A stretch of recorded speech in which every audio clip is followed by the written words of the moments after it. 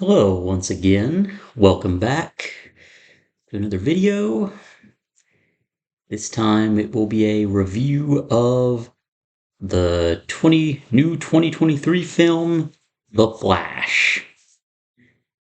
I probably should have reviewed all the DCEU films before I did this, but I just saw the movie the other night at a friend's house, and I was just like, fuck it. I'll just go ahead and do this anyway. But yeah, Flash 2023 film directed by Andy Muschietti, starring Ezra Miller, or as some have called him, Ezra Killer, because he apparently likes choking people and taking them to the ground. Yeah, but won't be spending too much time talking about the Ezra Miller controversy though, because like enough people have done it already, and at this point it's beating a dead horse. He's a piece of shit, and lock him up as far as I'm concerned. But anyway, the Flash 2023 film directed by Andy Muschietti, starring Ezra Miller as the Flash, and yeah, this movie, yeah, it was just not good at all.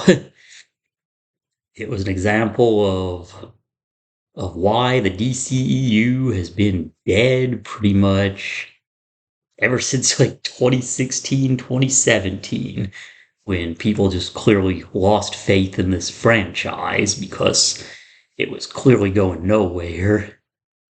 Like after Batman v Superman, I think a lot of people just gave up and just started picking and choosing what they were going to go see. And then 2017 Justice League film, the Joss Whedon one, like that. And I think that pretty much solidified people's loss in faith in this franchise. And yeah, we see all that here.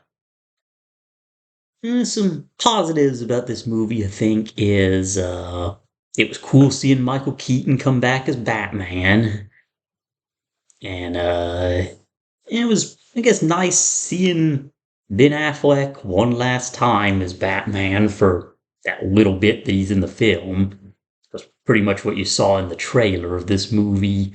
That's all you get of Ben Affleck as Batman.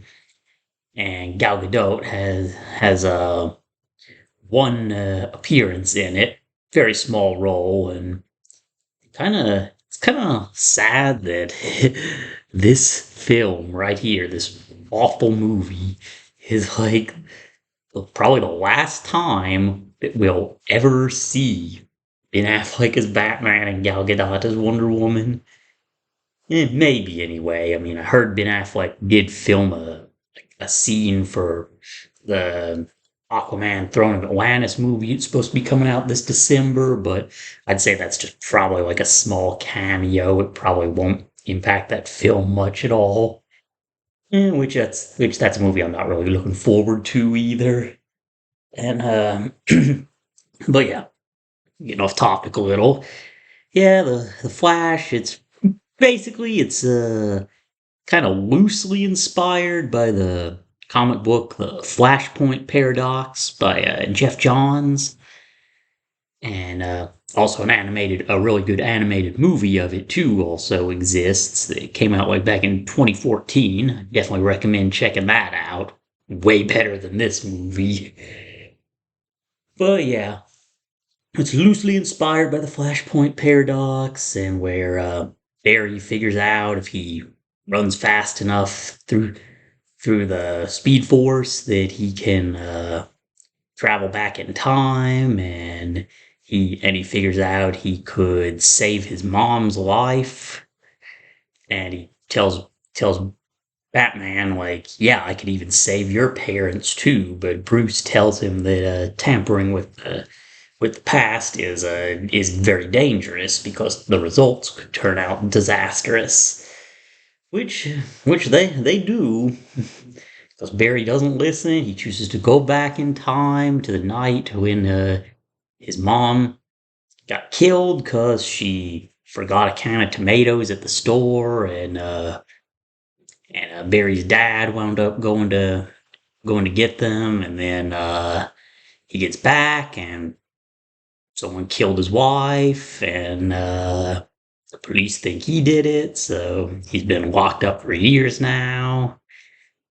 And then but Barry goes back in time, he stops that from happening, and then as a result, he he pretty much screws everything up. He meets his 18-year-old self, because that's the thing, you get Ezra Miller playing two different roles in this film. He plays his present self and his 18-year-old self, which I will say, I thought his present self, I thought his acting was a little bit better here than it was like in Justice League.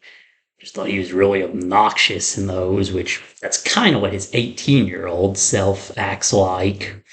Not really crazy about that, but yeah, he also and then Barry tells his younger self, "You need to be here at this lab at this time when the lightning strikes. Otherwise, I won't have my powers." So he takes him there, only there's a catch. The lightning strikes, but present Barry is standing in front of 18-year-old Barry and winds up getting hit by the lightning, and then present Barry loses his powers, and then 18-year-old Barry gains the powers. And yeah, and then we see Zod shows up, Michael Shannon Zod from Man of Steel, and from that scene where he is on the TV screens and computers, where he says that for years one of my citizens has lived among you, and then Barry gets the idea. Okay, I gotta go get the Justice League together now to stop this. Only he comes to find out Superman, Wonder Woman, Aquaman, Cyborg, they no longer exist. Like by going back in time and saving his mom, he like made it so none of Earth's heroes exist anymore. So uh and Zod apparently somehow killed baby Kal-El, which doesn't really make a lot of sense because it's like that scene in Man of Steel where he's on the screens saying he's looking for one of his citizens, but it's never established who he's looking for though, because like in this world we go to Wayne Manor and then we get Michael Keaton. He's back. Although, I feel like he was very, very underutilized in this film. Like, he barely had anything to do, and it seemed like he was just there for novelty value. Like, reciting lines of dialogue from the '89 film, like, just for fan service. Doesn't really serve the purpose of the plot at all. And, yeah, but Barry and Batman in this universe, they find out that yeah, Superman doesn't exist. Like I said, Zod killed him when he was still a baby, and instead, the if you're familiar with the Flashpoint graphic novel, you know how in that world, Superman landed on Earth and he was taken in by the government and placed under these red sun lamps to keep himself from using his powers forever. And we get that here, only it's not Superman. Instead, it's Supergirl, Kara Zor-El, his cousin, played by Sasha Calle. I think that's how her last name's pronounced. And honestly, I think she's honestly one of the highlights of this movie. Like, I liked her a lot better than Ezra Killer. But yeah, she she says that she was sent to Earth to protect her cousin Kal-El, but she wound up getting captured by the government, and placed under red sun, so she couldn't use her powers. And then when her, Barry, and Batman go to fight Zod, she confronts Zod, and he tells her, "Yes, your cousin is dead. I killed him. He was still an infant." So I guess like in this world, he must have like caught this space pod like as soon as it was launched after he killed Jor-El. It's never really explained. And just like in that scene where he's on the computer screens, he doesn't really say who he's looking for either. He doesn't say whether he's looking for Kal-El or Kara Zor-El. So, yeah, it's just shitty writing. Like, this movie just is all over the place like that. But yeah, in this world, he says that Kal-El was of no use to them because he did not have the codex infused in his cells in this world. Instead, it was Kara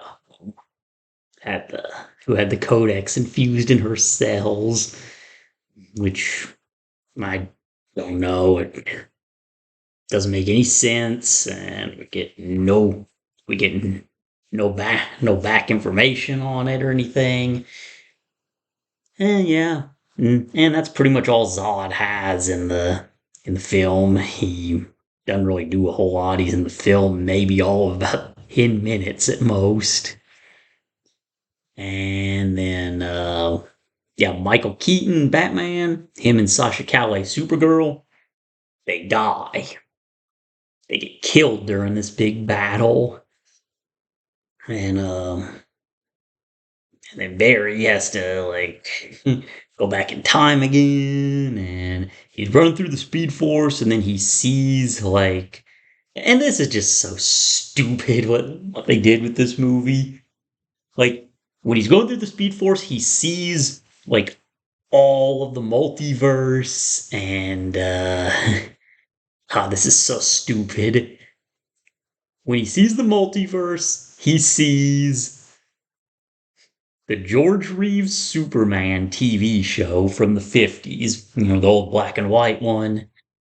And also he sees the TV show Quicksilver, which was about Jay Garrick version of the Flash, also another black and white one. And even Christopher Reeve's Superman universe makes an appearance where they literally resurrected Christopher Reeve with CGI and made a CGI reconstruction of a young Helen Slater to be Supergirl, because like the old Supergirl movie from 1984 was supposed to be in the same universe as the Christopher Reeve movies, but Christopher Reeve didn't want to be in that movie. And yeah, it's pointless fan service. It did not need to be there at all. And it kind of also kills that whole fan idea that fans have had for so many years that Christopher Reeve's Superman and Michael Keaton's Batman exist in the same universe. And now this movie has killed that and said, yeah, they don't. They're in separate universes. So all these people that always wanted to see Christopher Reeve and Michael Keaton's Batman, never gonna. Nope, it was never meant to be. Yeah.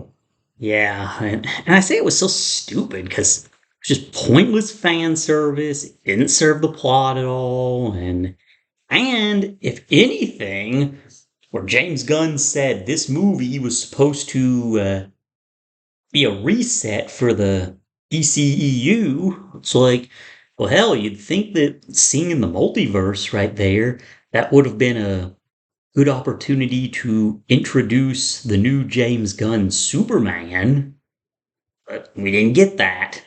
Also, might have been a good opportunity to introduce the Brave and the Bold Batman that we're supposed to be getting also. I mean, Superman and Batman are easily the two most important characters of DC, so you'd think that those would be the two to introduce in this movie. And then that's the other thing. He said this was supposed to be the movie that resets the DCEU and whatnot. But I don't know how it does. It was never explained in the film because, like, if you're familiar with the Flashpoint graphic novel, even though this was not part of the original story, it was forced in at last minute through editorial decisions. They kind of made it seem like that reset the DC universe to the new 52. Of course, a few years back in this book called Doomsday Clock, where it took the DC characters and the Watchmen characters and kind of infused them into one world, where now we see that Flashpoint didn't create the new 52, and it was actually Dr. Manhattan from the Watchmen verse who created the new 52 Superman and essentially that whole comics line. Mm, but yeah, getting off topic again. Sorry. Yeah, but I mean, and then also the villain of this movie. It's like Barry plays his present self, his 18-year-old self, and then the villain of the whole movie is another version of himself. It's like no reverse flash at all. So so we had Zod, a villain who has nothing to do with Barry Allen, so like pointless villain for the movie, in all honesty. But I guess for his part, you might want before you watch this movie, you might want to rewatch Man of Steel. It'll help give you a little context. But yeah, and we never really find out who killed Barry's mom either, and that's the other thing. Oh my god! And then the ending. The ending is probably the worst of all. But honestly, at the same time, it almost feels like kind of a self-aware ending, like James Gunn was expecting this movie to fail, possibly, because like Barry corrects everything, he goes back in time again and makes sure his mom forgets the can of tomatoes, so she gets killed, which is depressing as hell. Like no kidding, he has that scene with her in the grocery store where he's hugging on her yeah, and her telling him that he must be a great son to his mom and whatnot, and not only that, it's kind of hard to even really care about Barry's situation because he was such a poorly developed character in this universe. If you can even really call the DCEU a universe, honestly, because the films are so disjointed, they barely feel connected. But yeah, the ending, he gets back to his timeline, gets a call from Bruce Wayne. He's like, "Thank you, Barry." And he's pulling up in a limo. He gets out of the limo, and then Barry gets a look at him and is like, "Who the fuck is this? You're not Bruce Wayne." And then he approaches like, "Barry, what are you talking about?" And it's George Clooney of all people. Yeah, George Clooney came back for one scene in this movie. Can you believe that? Yeah. So that means that by the end of this movie, uh-oh, Kitty Cat wants to be in the video too. But yeah, by the end of this movie, Stomper, get out of the way. Stomp. Sorry about that. Kitty got a little excited there. And, damn, took a chip out of the wall. But anyway, yeah. So by the end of this movie, that means that Ezra Miller's Flash, Henry Cavill's Superman, Gal Gadot Wonder Woman, and Jason Momoa Aquaman, Ray Fisher's Cyborg.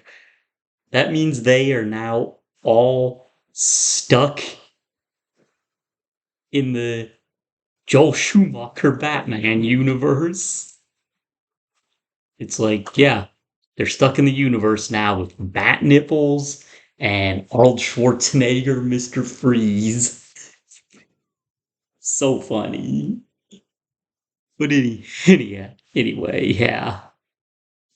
And then there's this mid-credit scene also where you see Barry and Arthur together. I guess it's just supposed to be set up for the Aquaman movie, which I don't really care about anymore at this point because this universe is done for no matter what. So, yeah, because we got Blue Beetle coming out still, and then Aquaman, Throne of Atlantis, which and those are supposed to be the last two films of this universe. Um, yeah. But yeah, I just can't get over that ending though.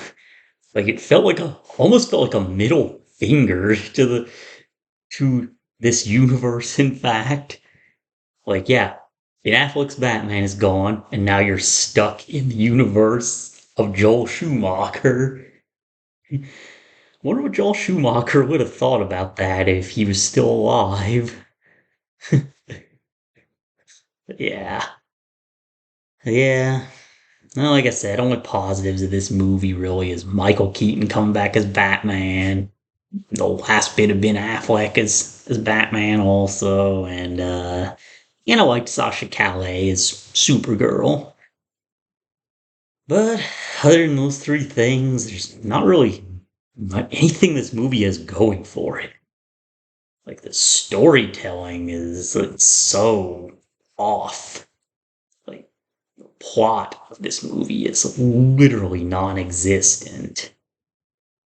Like, like it kind of makes Michael Shannon said in an interview actually sound true, where he said that a multiverse movie like this feels like two adults playing with action figures, which is a good description of this movie because it's terrible. And yes, believe what you have heard. The CGI in this movie is awful. Like literally every one of the action sequences, it literally just feels like you're watching someone playing a video game. No kidding. Yeah. Is this a good movie? Hell no. It is awful. Did it really give me any better impression of Ezra Killer as the Flash? No, not at all. And I'll talk a little bit about that Ezra Miller controversy, where everyone knows there was that video footage of him choking that woman and taking her to the ground, and also video footage of him threatening to kill this couple at some Hawaii resort, and he was throwing stuff at them, and then there was witnesses about him breaking into people's homes and whatnot, and apparently he's also grooming children, which if that's the case, lock that motherfucker up. Of course, right now those are just allegations, and we don't have any evidence that it's true. But even if it wasn't for all that controversy, he sucked as the Flash from day one. Like, no question about it. Like, Ezra Miller as Barry Allen had to be one of the biggest miscasts in all of comic book movies. Like, that was a flat out miscast. Never Ezra Miller never should have been the Flash. Yeah. Yeah, yeah, just don't really have much else to say about this movie. It's not good. Definitely would not recommend paying for it. Glad I didn't. Which I haven't been to the movie theaters in like several years, so I wasn't gonna pay for it anyway. If it wasn't for my buddy just showing me a copy of it, I probably would have just waited for it to hit max. Hmm, yeah. Yeah. I'd say it's a 2 out of 10 movie. it's really not worth much of anything. I'd say if you're just curious about it, check it out. But don't pay for it. Don't go to the theater for it. And don't buy it on Blu-ray when it comes out. It's not worth it. Like, I'd honestly go as far to say it's probably one of the worst DCEU movies out of all. I'd put it right in the same camp of like both Suicide Squads and Birds of Prey. It's as bad as those three. Which I know I haven't reviewed all the DCEU movies, and I probably will go back and review them at some point. Just for the meantime, I wanted to watch some other movies and get some other reviews going. Of course, where I work so much though, like it's hard finding time.